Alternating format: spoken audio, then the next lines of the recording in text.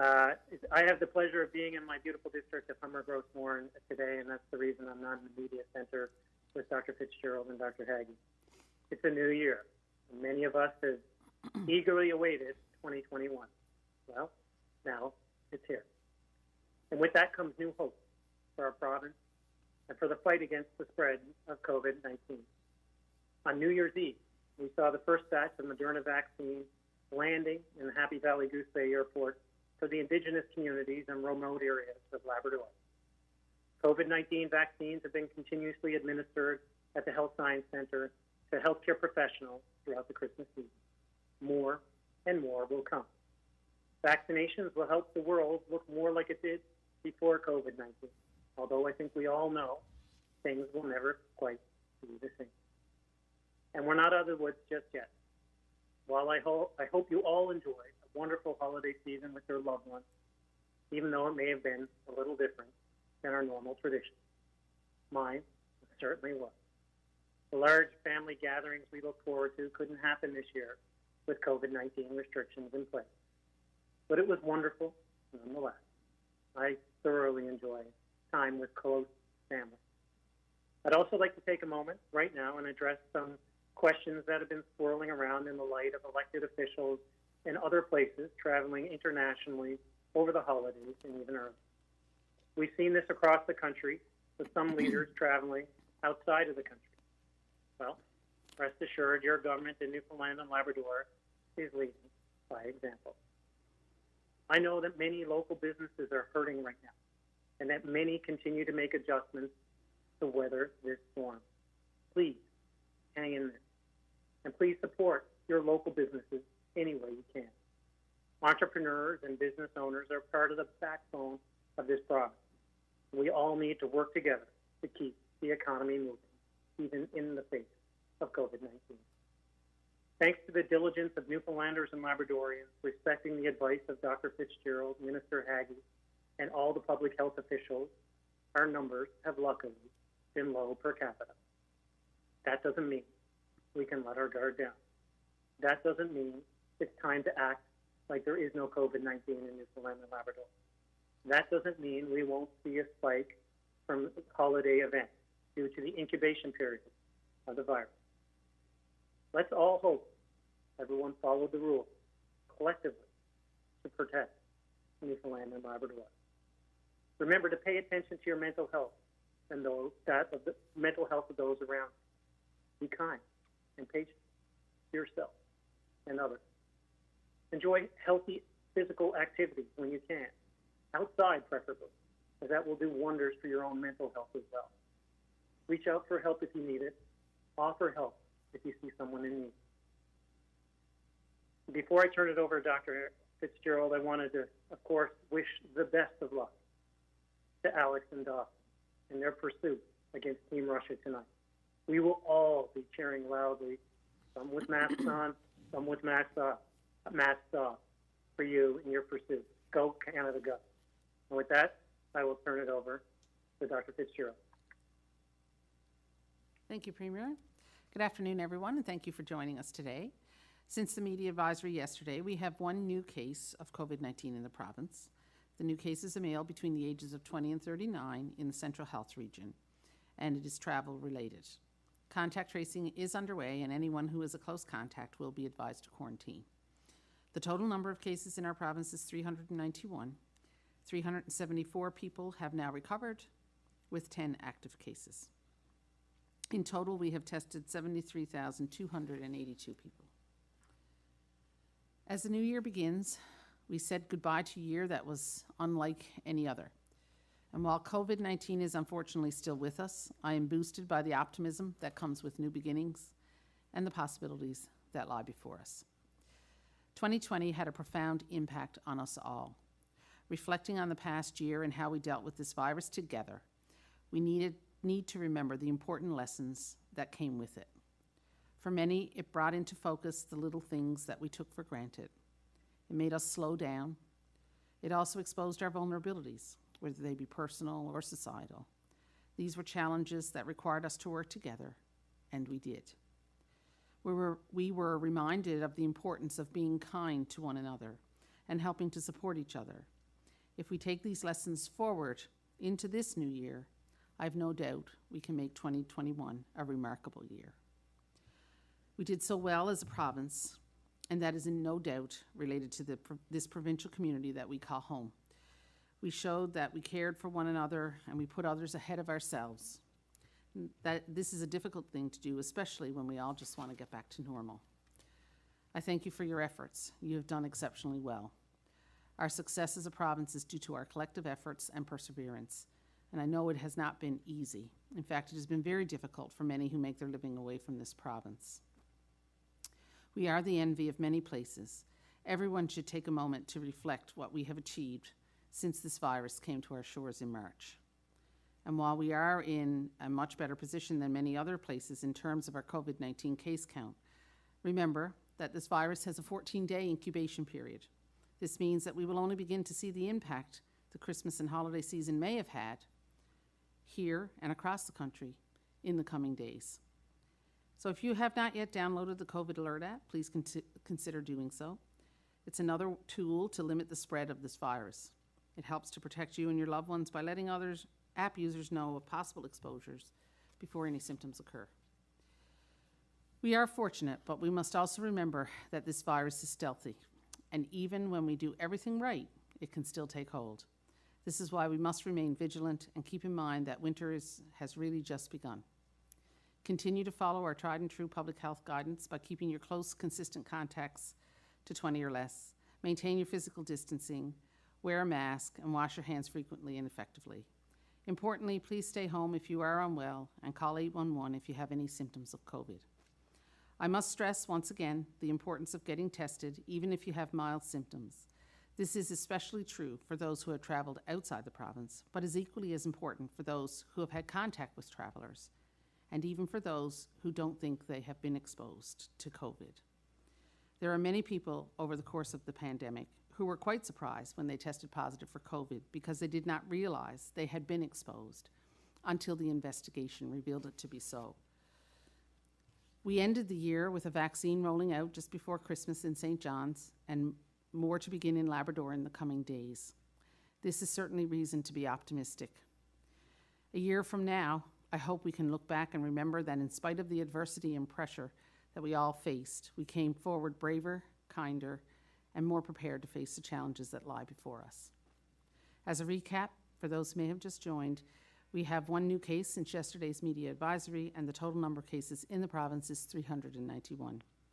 It's a new year, and we have a blank page before us. Let's write this one together and make this a year one that we are proud to remember.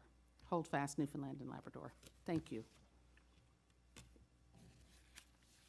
Thank you, Dr. Fitzgerald. I'll now turn it over to Minister Haggie for some comments. Thank you very much, Premier. Happy New Year, everybody.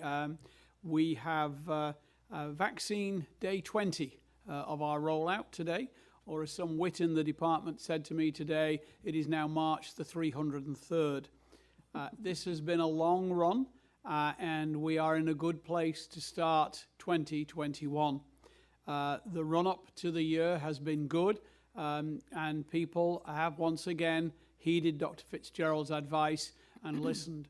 Our grade, as it were, for how well we did over the holiday period is, however, unclear yet and will come over the next 10 to 14 days. Our vaccine is rolling out, and I think it would be only fair at the moment to point out a little bit of what Dr. Fitzgerald said, which is we're not sure, nobody is, as to what effect this vaccine will have on transmission of the virus. So until there is a significant amount of immunity in a large number of people, public health measures such as the ones you've heard us all repeat regularly, and probably you're fed up with hearing them, but the fact of the case is we need to continue with distancing, and we need to wear masks and observe good cough and sneeze etiquette and use hand sanitizer or soap and water. Those things will have to stay with us, possibly right through into 2022, no matter how effective the vaccine is. The supplies of vaccine are our concern. We have guarantees of delivery now from Pfizer out to the beginning of February, and for Moderna until the third week of January. So we're in a good spot as far as that is concerned.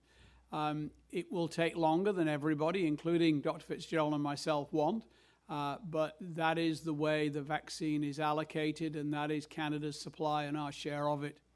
So again, I reiterate Dr. Fitzgerald's comments that we need to hold the line, we need to hold fast, and this year starts with a great deal of optimism. So with that, Premier, I'll turn it back to yourself for closing comments. Thank you, Minister Haggie. I'd love to close here, but I think we have to open it up to the media for some questions first.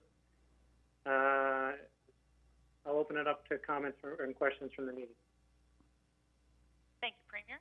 For the benefit of our speakers, there are 6 reporters registered for today's call. The question and answer session will be conducted in 2 rounds, where each reporter will have the opportunity to ask 1 question and 1 follow-up per round.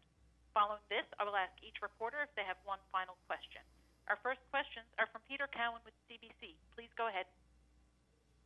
Thank you. I'm wondering if you can give me an idea, what's the total number of people that we've vaccinated, and how many vaccines do we have sitting in freezers right now that are still waiting to go into people's arms?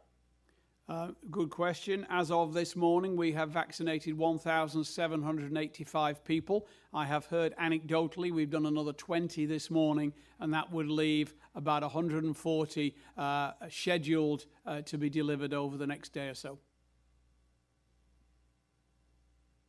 And so that means there's only 140 vaccines in freezers right now?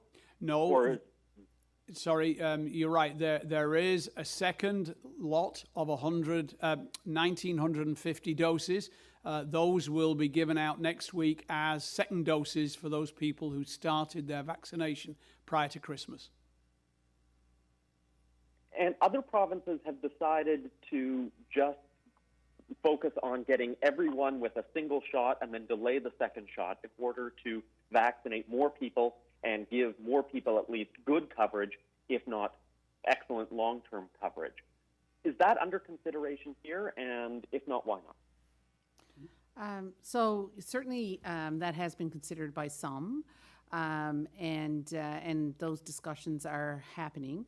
It is certainly something that we are talking about, but we haven't decided firmly yet. Certainly we understand the importance of a 2-dose system for the vaccine, and so we want to make sure we stay as close to that as we possibly can to ensure the effectiveness of the vaccine in the end.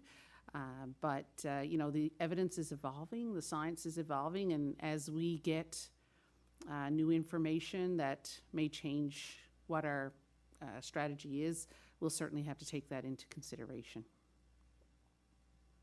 Thank you. Our next questions are from Allison King with VOCM. Please go ahead.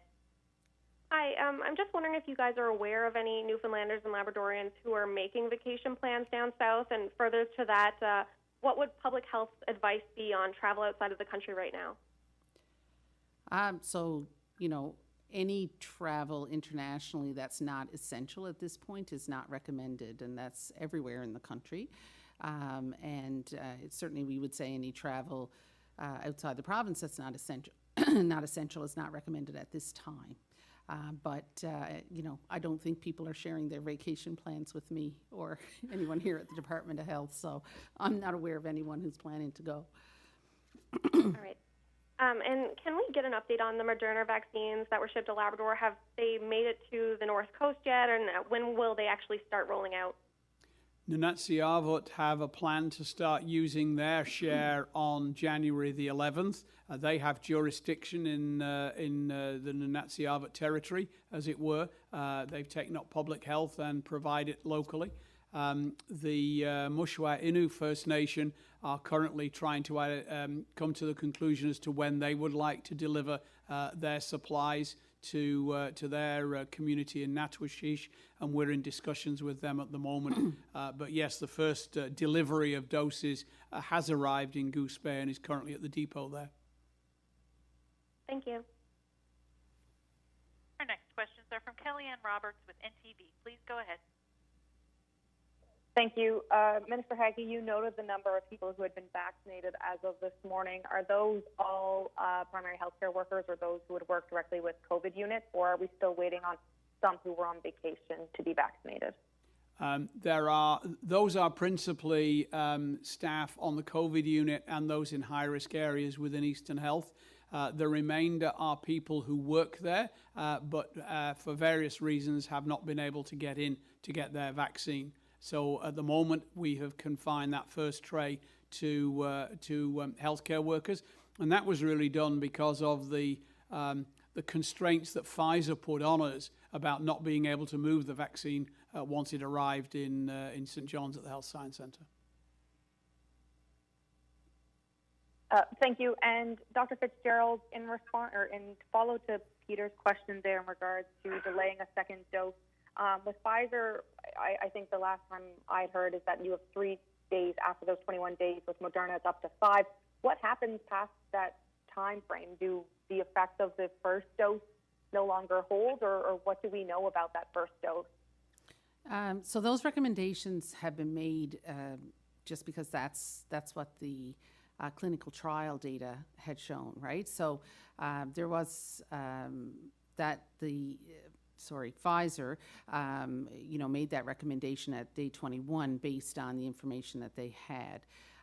Certainly we know with vaccines in general, and we don't have experience with the Pfizer vaccine out beyond, very far to really be able to say for sure what happens. But what we know about vaccines in general is that even if the second dose or the booster dose is delayed, you still can get a good immune response from that.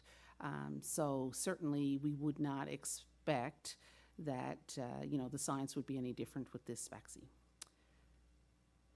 Thank you. Our next questions are from Barb Sweet with The Telegram. Please go ahead.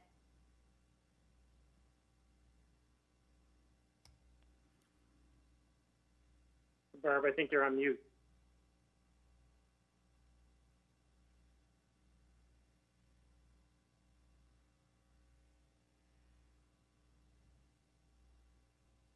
Barb, are you there? Do you have yourself on mute, possibly?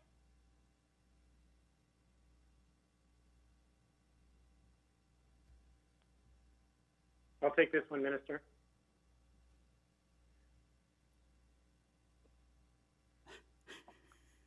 Last call for Barb, and then we'll move on and come back to her. Barb, are you there?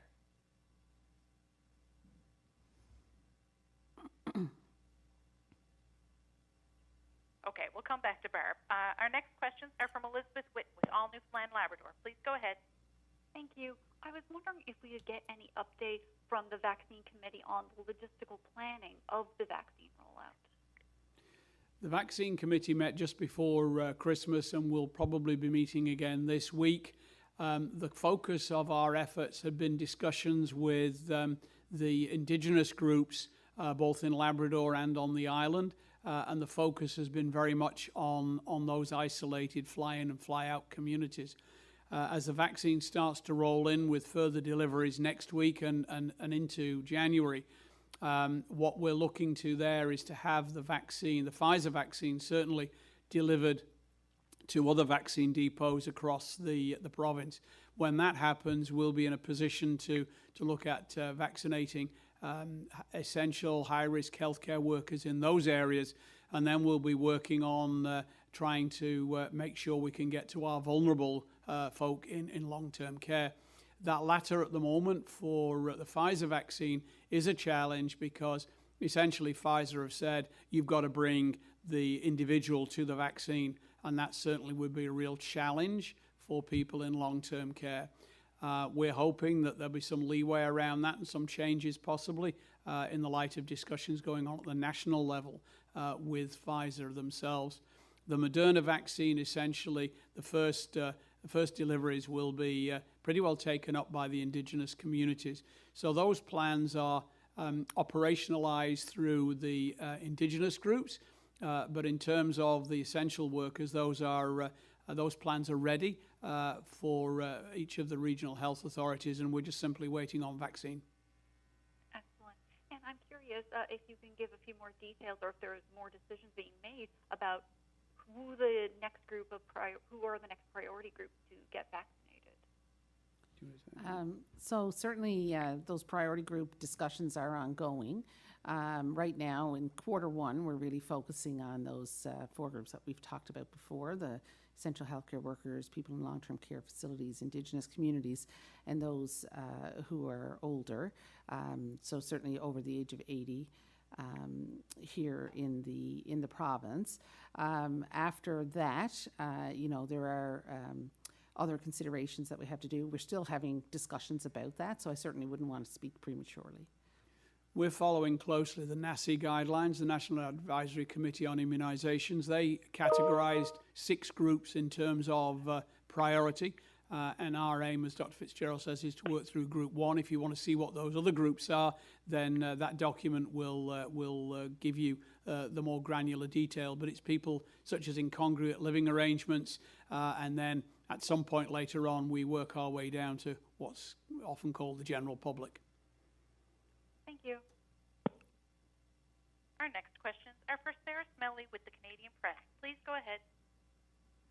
Hi there. I just want to check in. Are we still expecting 2,400 doses of the Moderna vaccine?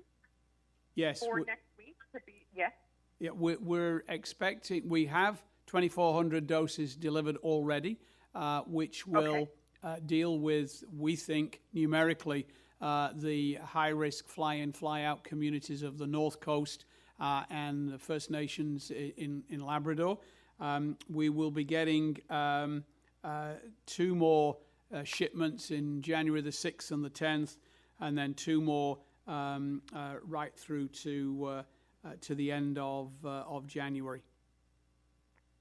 Okay, and do we know, will each of those shipments be another 2,400 or are numbers uncertain? The numbers vary. I'd have to get those broken down by week to be precise, but they do vary delivery to delivery. Okay, excellent. Thank you. Our next questions are from Barb Sweet with the Telegram. Please go ahead.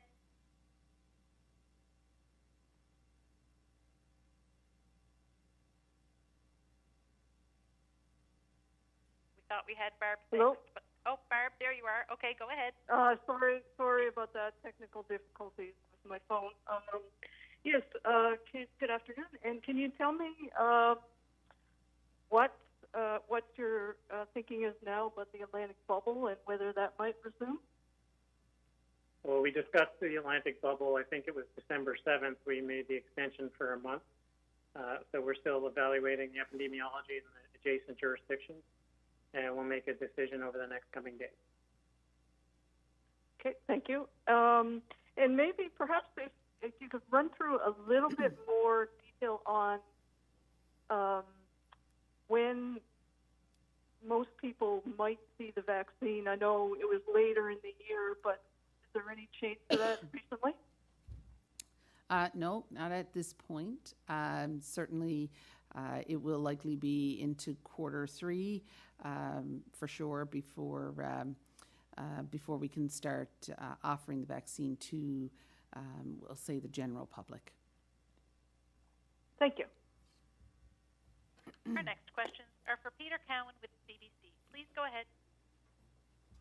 Premier, you said your government is leading by example when it comes to international travel. Can you just be more specific on that? Have any MHAs, to your knowledge, traveled internationally since the legislature broke? Not to my knowledge, no, Peter. And certainly the instruction was given to Cabinet and to the Liberal caucus not to, so not to my knowledge. We've seen the federal government announce that anyone entering Canada is going to need to show a negative test, even though just 2% of the cases nationally are from importation. In this province, the majority of the cases are from people traveling. So are we considering doing something similar here? And why or why not? At this point, no, we're not considering having people get tested prior to coming into the province. Certainly right now, the system that we have in place is working, and we are detecting, We are testing certain groups and people who are at higher risk, certainly. And so at the moment, no, we're not considering adding that for travel. I mean, international travelers will be tested who come to the province because of the federal regulation, but not for people coming domestically. Thank you. I think it's just worth, Peter, reflecting on how this, Dr. Fitzgerald is being a little humble. Her rules have worked, and they continue to work. And, I don't know why we would tinker with a system that is currently working very well and is the envy of the rest of the country. Some of those rules in different jurisdictions have different epidemiologies, as we all know, but they didn't have the strict guidelines that we had in place from the beginning, and I think we need to continue on the current course.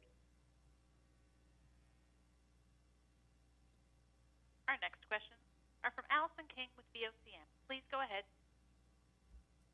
Hi, the CDC recommends that teachers be moved way up on the priority list for the vaccine. Where do teachers stand in NL right now, and what is the government planning on following any of those CDC recommendations?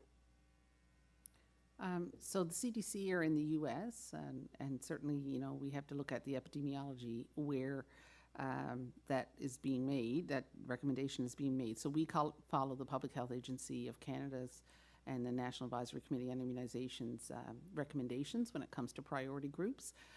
All of those discussions are still happening. So again, I wouldn't want to speak prematurely before we have completed all of those discussions. Okay, thank you. And this may follow under that as well, but in terms of like a mass vaccination stage rollout, is government even considering that process and how that process will work yet, or more so on the priority groups? We have our arrangements ready for when we can move into that group. In actual fact, we ran it with the influenza vaccine this year. People noticed that there was a significant change in the way you did it. It was done by appointment. You could self-book for those people who didn't have internet access. There was a call center who could enter the data for you and provide you with that information. We've done very well with our vaccine delivery in that regard. And prior to the new year, we had over 53% of Newfoundlanders and Labradorians having had their flu shots. I don't have any up-to-date statistics there, but that's the long answer. But the short answer is yes, that system is ready, and we can put it into play as soon as we get to that stage and as soon as we have the vaccines to do it. Great, thank you. Our next questions are from Kellyanne Roberts with NTV. Please go ahead. Thank you. Knowing that most of our cases are importation from travel, are we looking to move rotational workers higher up into the priority listing for vaccination? Yeah, so we've had, as I've said before, we're having conversations about that now, and all of these questions are being considered. And but again, I can't speak prematurely about that. Thank you. And Premier, in noting that the Liberal caucus here was advised for no international travel, what do you make of some of your counterparts across the country who may not have heeded that advice? I'm not going to comment on other jurisdictions. I'm quite proud of the way that Newfoundlanders and Labradorians have responded to Dr. Fitzgerald and Minister Haggie's advice, and I don't think it would be fair for me to comment on other people's jurisdictions. Thank you. Our next questions are from Barb Sweet with The Telegram. Please go ahead. Hello. Yes. What's the very latest information you're getting about the COVID-19 variant and how that might impact the province? So certainly we know that we have the variant here in the country. We've had a few cases that have been identified. We know that this variant appears to be more easily transmissible from person to person, but it doesn't. At this point, we don't know if it causes more severe disease, although indications are that it doesn't. It does not appear that it will be affected or that it will affect vaccine effectiveness. So it appears that the vaccine will still work against it, and at least with the information that we have right now. And we will still be able to detect it with our testing methods. So, obviously, this is not surprising. Viruses can mutate, and especially RNA viruses like this one. That's not unexpected at all.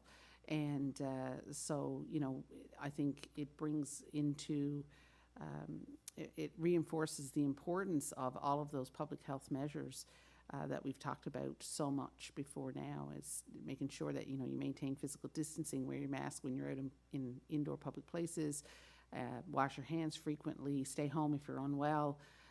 These are all very important to reduce the spread of this virus. Thank you. And in light of that, I mean, how worried are you that this you could see more variants, or that future variants, I guess, could not be as effective with the vaccine?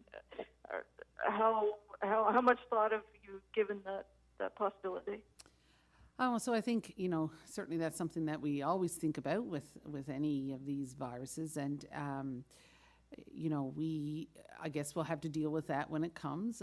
If we have a variant that's not, that the vaccine doesn't work as well against, we have new technology now that's available for vaccine development that will help us to be able to shape a vaccine that may be more effective against that variant. Just like we have a flu shot that has 4 variations of the flu in it, we can have a COVID vaccine that has more than one variation of COVID in it, for example. But again, it goes back to, we know the things that we have to do to keep this virus at bay and to keep it from spreading.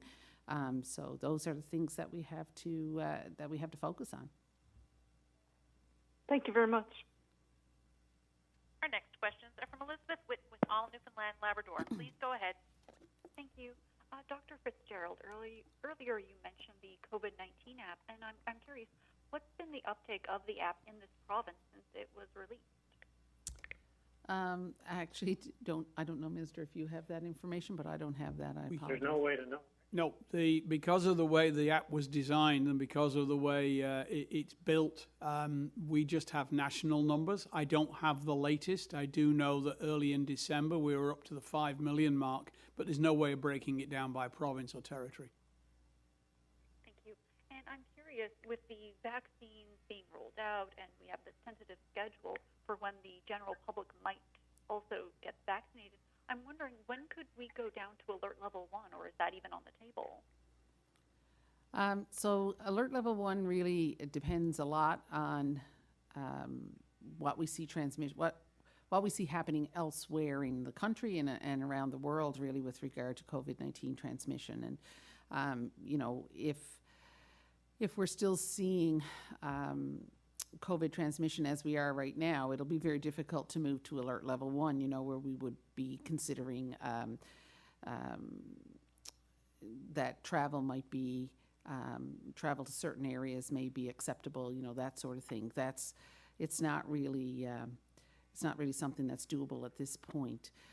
Certainly, we've always said that in order to get community immunity, we need to see at least an 80% or more uptake of that vaccine. And so it's very important that we need to see that, not just here, but be nice if we could see it elsewhere. We may not need to see it elsewhere to move out of the alert level system, but certainly we want to make sure that the rest of the world has good vaccination rates as well. Thank you. Our next questions are from Sarah Smelly with the Canadian Press. Please go ahead. Hi there. I'm wondering, what does it mean to have now the Moderna vaccine in Labrador and ready to, ostensibly ready to head out to the vulnerable remote communities along the North Coast? Well, I think this is huge. Sorry, Minister, you go ahead. No. This is a gigantic win for Labrador and for the Indigenous communities. We know Indigenous communities are at-risk populations for multiple reasons. We know that the remoteness of these isolated communities is a challenge operationally, and to have the Moderna vaccine with the distribution units on the ground in Labrador is a reason for significant hope and optimism for our Indigenous communities on the coast of Labrador. It's huge.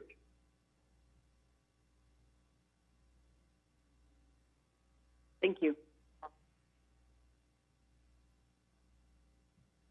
Do you have a follow-up, Sarah? No, I'm okay. Thank you very much. All right, I will now go back through each reporter to see if you have one final question. Peter Cowan with CBC, do you have a final question? I do. This one is for the health minister. I just want to pick up on something you said in your preamble there, that we may be dealing with restrictions into 2022. Kind of a sobering thought in a year that's supposed to have some optimism. How likely do you think that there may still be, for example, things like travel restrictions in place for another whole year?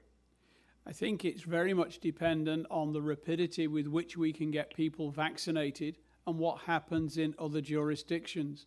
We currently have a vaccine, one which is very difficult to move around and has significant challenges in administration. We now have a second one, which is way more flexible and is available for fly-in and isolated communities. There is a third vaccine which has been approved in the UK, AstraZeneca, which is very much of the traditional mold of a vaccine, which is requires very little in the way of special storage. It's handled in the same way it would be a flu vaccine. If that gets through the approval process here, and if we can get adequate doses of that, then that will obviously speed the process up. I mean, my understanding is that Canada has ordered somewhere in the region of 4 times the amount of doses that it would require to vaccinate every Canadian. And so at some point, we're going to have, hopefully, a significant supply of vaccine. And that will determine how rapidly we can get people vaccinated. The next piece then, locally, is uptake. Because if the uptake is poor and the virus is still in circulation, the only thing we've got to rely on then is public health measures. And as the Premier and Dr. Fitzgerald have said, amongst those and foremost amongst those has been our travel restrictions. And that's presented benefits, but it's presented significant challenges. So again, you hope for the best and plan for the worst. Alison King with VOCM, do you have a final question? Yes. I'm just wondering, how many ultra-low freezers do we have in the province right now, and in what regions of the province, and how many more are on the way? We have 2 at Memorial University, 1 at Eastern Health, 1 in Central, and 1 in Happy Valley Goose Bay. There are another 2 coming from the feds, and they should be here this week, and there are another 5 on order, which should be here over the next 2 or 3 weeks. There is also a freezer in Corner Brook, which was donated by Fisheries. Unfortunately, it needs some maintenance work, so it's not up and running at the moment. Okay, thank you. Kellyanne Roberts with NTV, do you have a final question? Yes, are we still remaining at 3 briefings weekly, or is that changing as we've entered 2021? We'll continue at 3 briefings for the first few weeks and see how the numbers go, and judge accordingly and make changes from there. Thank you. Barb Sweet with the Telegram, do you have a final question?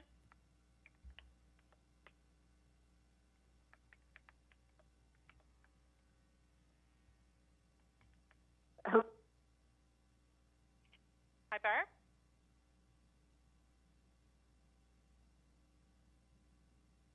Barb, are you there? Unfortunately, might have lost Barb again.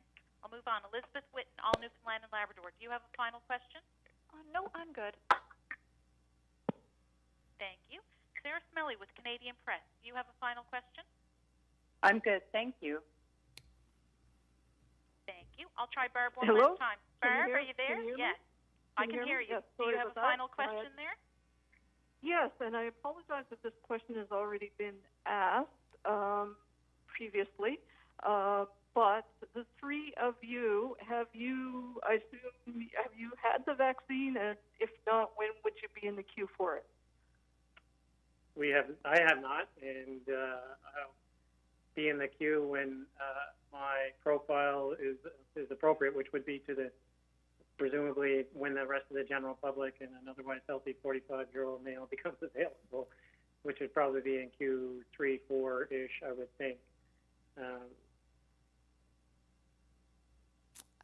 Yep. And I'm assuming that neither one of you have had it, but no, we're not in the front line, so to speak. No, we're not. Certainly not in those initial priority groups at this point. Certain public health teams that are working on the front lines have been vaccinated, but our public health team at the department is not on the front line. So we are back with other healthcare workers, I guess. And Barb, that's not to say that we don't have confidence in the vaccine. Of course, my wife has had the vaccine as a frontline COVID worker, and I've got the utmost faith and confidence in the science and the rigorous process that these companies have gone through to seek approval and get approval. So we're very confident in the vaccine. It's just that we're not on the front lines and we don't meet any of those vulnerable groups, and those are who need it first. Thank you. Thank you, everyone. Premier, do you have any final comments for today? Thanks so much for joining today. It's a new year. There's definite reason for hope and optimism in 2021. We're talking about vaccines. I mean, we are talking about vaccines ahead of schedule, but we're also talking about low numbers. And I think that's a credit to each and every Newfoundlander and Labrador and sacrifice that you have all made, and especially during a trying holiday season. Once again, please look after yourselves and each other. Support local businesses when you can. They're the backbone of our economy, and they need our support now more than ever before. And I'm sure you all join me in wishing Dawson and Alex the best of luck. And despite our masks, our enthusiasm and cheers will not be muted as we cheer them on from home. We're all very proud of you guys. Keep up the solid work. Thank you, Premier. Take care, everyone. Stay safe and enjoy the rest of your day.